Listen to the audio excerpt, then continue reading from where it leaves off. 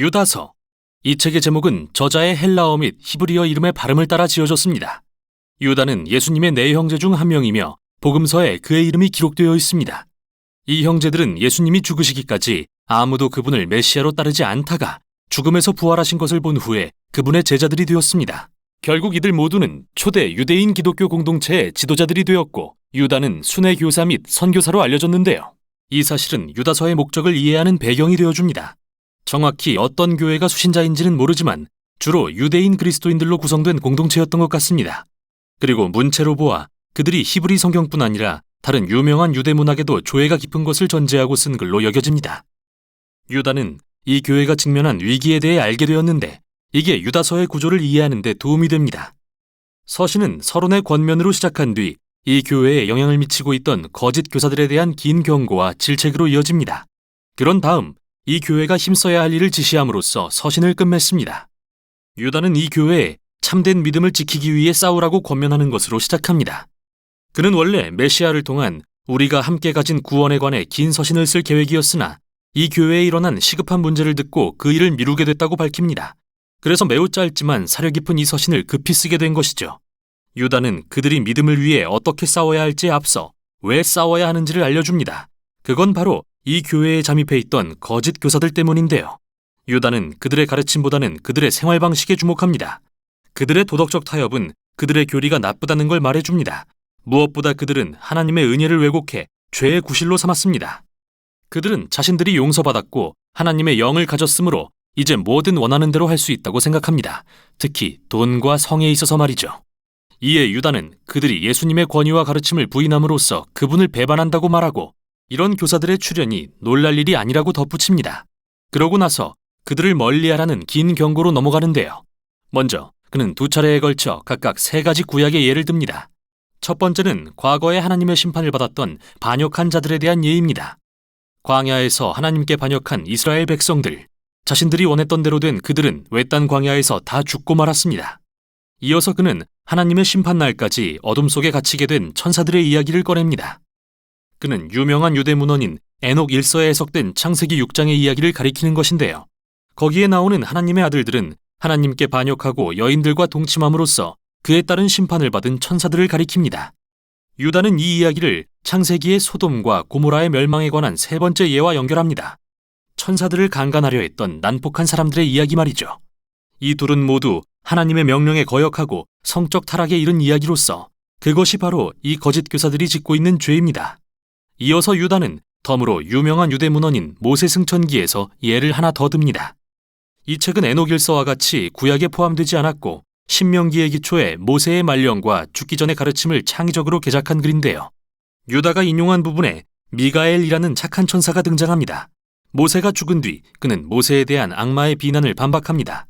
하지만 최종 심판은 오직 하나님께 맡기기로 합니다. 여러분에게는 이 이야기들이 약간 이상하게 들릴 수도 있지만 이런 문학을 접하며 자란 유대인들은 유다의 경고를 잘 이해할 수 있습니다. 부패한 이 교사들의 행동은 고대의 뿌리를 두고 있습니다. 하나님의 권위에 대한 반역, 성적인 타락, 하나님의 선지자들을 거부하는 일 말이죠. 그리고 이는 두 번째 세 가지 예와 연결됩니다. 이들은 모두 다른 사람들을 타락시킨 반역자들에 대한 것인데요.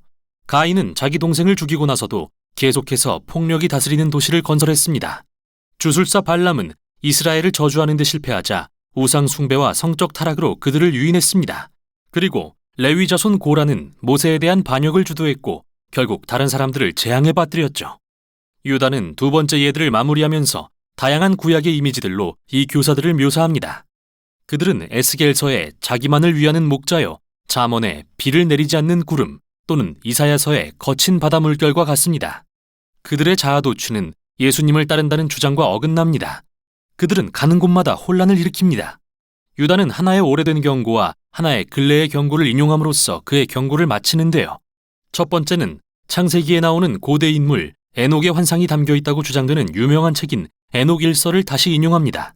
여기서 매우 흥미로운 점은 유다가 인용하는 에녹 일서 1장은 그 자체가 인간의 악에 대한 여호와의 최후 심판의 날을 기록한 6개의 구약 구절을 인용하고 있다는 것입니다. 그런 다음 유다는 에녹의 오래된 경고를 사도들에 의한 근래의 경고와 연결합니다. 베드로, 요한, 바울, 이들은 모두 거짓 교사들이 일어나 예수님에 관한 복음을 왜곡할 거라고 예견했는데요. 그들은 사실 예수님이 이미 경고하셨던 내용을 되풀이한 것입니다. 그러니 이 교회에 무슨 설득이 더 필요할까요? 당연히 이 교사들을 멀리해야 합니다. 유다는 이제 서신의 결론으로 넘어갑니다. 그는 서두에서 신앙을 위해 싸우라고 권면했었는데 여기서 그 방법을 공개합니다. 그는 여러 가지 멋진 은유를 들어 예수 공동체를 하나님의 새 성전으로 묘사합니다. 즉 그들은 가장 거룩한 믿음의 기초 위에 그들의 삶을 세워야 하는데 이는 예수님의 삶과 죽음 그리고 부활에 관한 복음의 핵심 메시지를 가리킵니다. 그 기초 위에서 교회는 기도에 전념하고 순종을 통해 하나님의 사랑에 헌신함으로써 자신을 세워가야 합니다. 이 건물은 하나님의 정의와 자비를 가져오실 예수님의 재림을 깨어서 기다림으로써 온전히 유지될 것입니다. 그리고 이렇게 할 때 예수님에 대한 믿음을 지키도록 서로를 도울 것입니다. 유다는 그분의 백성을 보호하시고 그분의 은혜로부터 너무 멀어지지 않도록 지켜주시는 하나님을 찬양함으로써 결론을 맺습니다.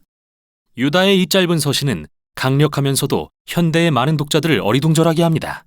왜 오늘날 히브리 성경으로 여기지 않는 글들을 인용했는지 질문하게 만들죠. 에녹 일서와 모세승천기처럼요.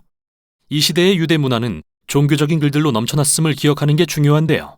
예수님과 그분의 가족, 그리고 모든 초대 유대인 그리스도인들은 히브리 성경과 함께 성경에 기초하고 그로부터 영감을 받은 후대의 여러 책을 읽으며 자랐습니다.